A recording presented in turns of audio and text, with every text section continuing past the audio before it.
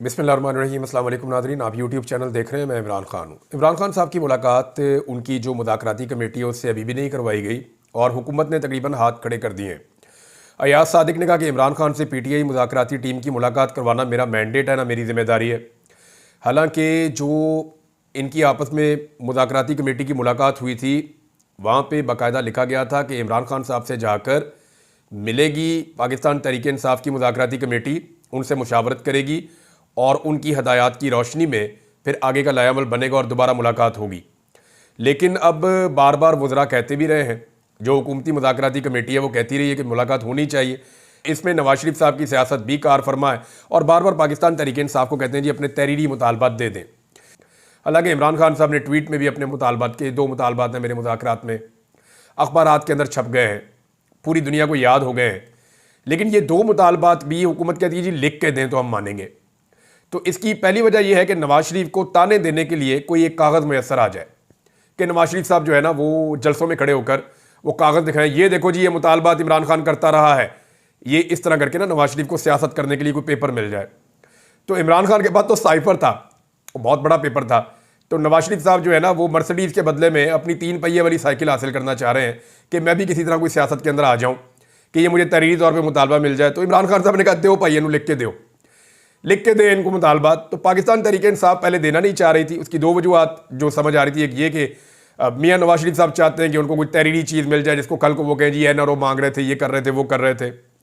और दूसरा हुकूमत को शक है कि मुज़ाकरात कहीं और भी हो रहे हैं और वहाँ पर जो पाकिस्तान तहरीक इंसाफ हमसे मांग रही है उससे ज़्यादा कुछ देने की तैयारी हो रही है। लिहाजा ये तहरीरी तौर पर हमारे पास होना चाहिए ताकि हम कल को कहें जनाब ये देखें यही मांगा था और यही हमने देना है। और तीसरी एक चीज़ और है जो बहुत इंपॉर्टेंट है, जो किसी के जहन में नहीं आ रही, वो ये है कि पाकिस्तान तहरीक इंसाफ ने तो अभी एक लंबी तारीख चलानी है। ये तो उनके इब्तदाई मुज़ाकरात के अंदर जो उन्होंने कहा था जी मुज़ाकरात कर रहे हैं, तो मुज़ाकरात को आगे बढ़ाने के लिए हमारी 2 शराइत माने, फिर मुज़ाकरात करते हैं बाकी चीज़ों के ऊपर। मैंडेट इमरान खान साहब का पहले दिन से मुतालबा है कि हमने इलेक्शन जीता है, कोई 70% से ज़्यादा लोगों ने हमें वोट दिया है। 180 सीटें तो पाकिस्तान तहरीक इंसाफ पहले दिन इलेक्शन में जीत गई थी। 17 सीटों वाली जमात को उठा के पाकिस्तान में इक़्तिदार दे दिया पाकिस्तान की एस्टेब्लिशमेंट ने। ये पाकिस्तान के साथ वैसे बड़ा ही घिनौना मजाक किया इन्होंने। जो लोग बदतरीन तरीके से मुस्तरद हुए उन्हें लाके इक़्तिदार में उठा दिया।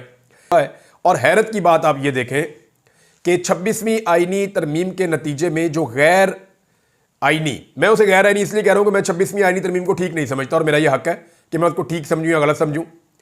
तो वो जो एक आईनी बेंच बनाया गया, जो मुतनाज़े आईनी बेंच है, जो 26वीं आईनी तरमीम की वजह से बना, वो बेंच अपने केसेस सुन रहा है, लेकिन वो 26वीं आईनी तरमीम के ऊपर जितने केसेस बने हुए हैं वो नहीं सुने जा रहे।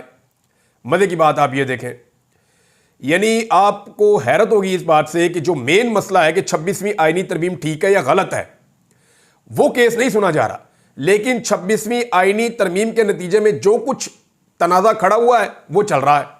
यानी आईनी बेंच इस मुतनाज़े तरमीम के नतीजे में बना, वो मुतनाज़े बेंच केसेस सुन रहा है, लेकिन वो जो आईनी तरमीम है उसके ऊपर, जो खुद मुतनाज़े है उसके ऊपर बेशुमार लोगों ने जो है वो बार बार पटिशन डाली है, लेकिन सुप्रीम कोर्ट ऑफ पाकिस्तान उसको सुन नहीं रही। अब सुप्रीम कोर्ट ऑफ पाकिस्तान अगर उसको सुनती है तो यहां सारा मसला हल हो जाता है। क्योंकि देखिए मैं आपको इसको सिंप्लीफाई करता हूं, बहुत आसान कर देता हूं। मौजूदा हुकूमत को और एस्टेब्लिशमेंट को इस बात का पता था कि सुप्रीम कोर्ट ऑफ पाकिस्तान में जो जजेस की अक्सरियत है वो आईन और कानून के साथ खड़ी होगी, लिहाजा उनके मकासद पूरे नहीं हो रहे थे। उन्होंने बहुत सारे ऐसे इकदामात उठाने थे जो इकदामात आईन से मुताबिकत नहीं रखते, या बहुत सारे ऐसे काम उन्होंने करने थे जो सुप्रीम कोर्ट ऑफ पाकिस्तान से रिवर्स हो जाते। तो उन तमाम कामों को करने के लिए और उन रुकावटों को दूर करने के लिए उन्होंने सुप्रीम कोर्ट ऑफ पाकिस्तान में एक आईनी बेंच बना दिया, एक मुतनाज़े आईनी तरमीम लाकर, और उस आईनी बेंच में वो तमाम जजेस शामिल कर दिए जो उनके पसंदीदा हैं। अब आपको बात समझ आई कि सुप्रीम कोर्ट ऑफ पाकिस्तान में जजेस की अक्सरियत आईन और कानून के साथ खड़ी थी, लिहाजा हुकूमत और एस्टेब्लिशमेंट का काम नहीं बन रहा था। तो हुकूमत ने और एस्टेब्लिशमेंट ने एक नई अदालत बना दी और उसके अंदर वो जज शामिल कर दिए जो उनके मर्जी के जज हैं। अब जिस चीज से भी खतरा होता है उस चीज का रुख मोड़ दिया जाता है उस बेंच की तरफ, और वो बेंच इनके लिए मामलात को आसान कर देता है। जैसे कि फौजी अदालतों वाला मामला हुआ थोड़े दिन पहले, अभी ये मामला चल रहा है और इसके ऊपर जो है वो पहला बाकायदा एहतजाज जीपीओ चौक में वकला ने किया है फौजी अदालतों के फैसलों के खिलाफ। ये पूरी दुनिया में पाकिस्तान के लिए जग हंसाई का एक सबब बनेगा और कोई वजह नहीं है।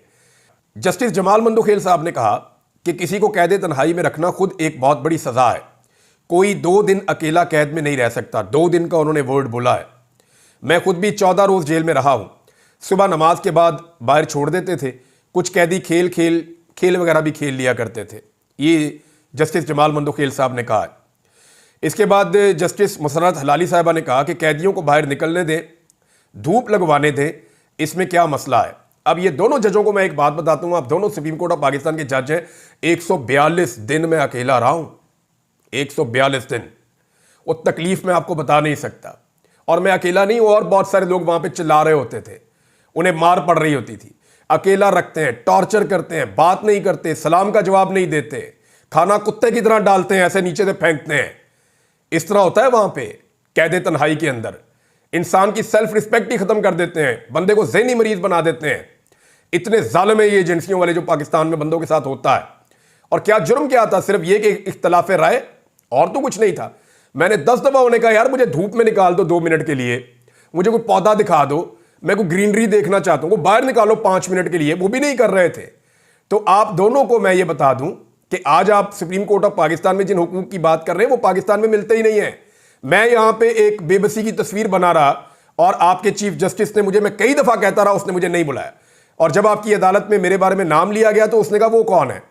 तो आप दोनों में अगर ये जुर्रत है तो आप मुझे बुलाकर पूछे, मुझे बुलाएं सुप्रीम कोर्ट ऑफ पाकिस्तान में और मुझे बुलाकर पूछें। मैं आपको बताता हूं कि कैसा जुल्म और कैसा जबर होता है जब जबरी तौर पे लापता किया जाता है। 2 दिन की बात करते हैं, 142 दिन मैंने इन हालात में गुजारे। धूप तो बहुत दूर की बात है, रोशनी बहुत दूर की बात है। तो आपको अंदाजा नहीं है किस तकलीफ से लोग गुजरते हैं। अब 26वीं आईनी तरमीम के हवाले से अगर कोई सुप्रीम कोर्ट ऑफ पाकिस्तान का फुल कोर्ट बैठता है तभी ये सारी चीजें रिवर्स हो सकती हैं। और फिर 26वीं आईनी तरमीम अगर खत्म हो जाती है तो चाहे फौजी अदालतों का मामला हो, चाहे वो धांधली का मामला हो, चाहे वो दीगर मामला हो, पाकिस्तान में जितने आईनी मसाइल जिनमें पाकिस्तान उलझा हुआ है वो सारे खुल जाएंगे। हत्ता कि जो सर्विसेज चीफ्स की 5 साल तक मुद्दत कर दी गई है, 3 साल से बढ़ा के, ये मामला भी चैलेंज हो जाएगा और बहुत सारी चीजें आपके सामने आएंगी। मैं एक चीज अर्ज कर देता हूं कि नवाज शरीफ का मुकाबला मेरा चैलेंज है, PMLN को मेरा आज चैलेंज है और खुलकर चैलेंज दे रहा हूं। नवाज शरीफ का मुकाबला इस वक्त पाकिस्तान तहरीक इंसाफ के किसी भी काउंसलर से करवा दें आप, किसी एक काउंसलर से आप नवाज शरीफ का मुकाबला, चले मैं आपको नाम ले लेता हूं, वो सनम जावेद से आप करवा दें, ये तैयबा राजा से करवा दें। नई लड़कियां हैं ना, इनको तो बहुत वो पॉलिटिक्स में इनका नाम नहीं है या कोई इनकी पूरी लेगेसी नहीं है पॉलिटिक्स में, आप इनके साथ नवाज शरीफ और नवाज शरीफ की बेटी दोनों का मुकाबला करवा दें। सारे सरकारी वसाइल इस्तेमाल करें, जितना आप चाहते हैं वहां पे सरकारी अफसर, पटवारी, जो कुछ आपने करना है आप करें। पूरे लाहौर के अंदर आप होर्डिंग्स लगा दें, सारी बसें आप वहां पहुंचा दें, आप जितना मर्जी करके आप जलसा कर लें और सिर्फ 24 घंटे का फ्री हैंड दे दें इन 2 खवातीन को। यास्मीन राशिद साहिबा को आप 24 घंटे के नोटिस के लिए छोड़ दें बस पैरोल के ऊपर, और उन्हें कहें चले यास्मीन राशिद को ले लें, कैंसर की पेशेंट है, सिर्फ उन्हें 24 घंटे दे दें, वो आपसे 10 गुना बड़ा जलसा करके आपको दिखा सकती हैं इसी शहर लाहौर के अंदर। यानी इस वक्त नवाज शरीफ की मकबूलियत का यह आलम हो गया है, बूट पॉलिश कर करके अपनी मकबूलियत का बेड़ा गर्क कर दिया मियां साहब ने। अच्छे खासे इनकलाबी लीडर बनने की तरफ जाते हैं, फिर इनकी बेटी और इनका भाई इनको खींच के फिर ले आता है कि नहीं हमने तो जूते साफ करने हैं, हमारा तो ट्रैक रिकॉर्ड इस चीज का है, हमने तो हमेशा यही काम किया, हमने यही काम करना है। फिर सारा टब्बर लग जाता है जूते साफ करने के ऊपर। ओ भाई अच्छा खासा मियां नवाज शरीफ लेके जाता है, तुम लोगों को कभी इनकलाबी बन जाते हैं, आ जाओ थोड़े डंडे थोड़ी मार खा लेते हैं, साथ ही कोई ना कोई प्लेटलेस गिरा के उसको बाहर निकाल देते हैं। तो मियां नवाज शरीफ साहब का मुकाबला आज पाकिस्तान तहरीक इंसाफ के एक काउंसलर के साथ भी लेवल प्लेइंग फील्ड की शर्त के ऊपर नहीं करवाया जा सकता। इमरान खान अगर डील किए बगैर, यह शर्त है सिर्फ, इमरान खान अगर डील किए बगैर जेल से बाहर कदम रख देते हैं और जेल से बाहर आ जाते हैं तो यह मुल्क फिर इमरान खान का है। वो इस तरह के आप देखेंगे, आपको नजर आ जाएगा, पूरा मुल्क निकल आएगा, सब लोग इमरान खान के साथ खड़े हो जाएंगे, तो सियासत तो उसकी मुट्ठी में आ जाएगी। इनके पल्ले क्या रहेगा? इनके पल्ले कुछ नहीं रहेगा, ये तफैलिये बन जाएंगे। ये सिर्फ इमरान खान का नाम लेकर अपनी सियासत किया करेंगे और इनके अपने पल्ले कख नहीं बचेगा। आज आप कद का फर्क देख लेना। अब तक के लिए इतने, अपना ख्याल रखिएगा, अपने चैनल का भी। अल्लाह हाफिज़।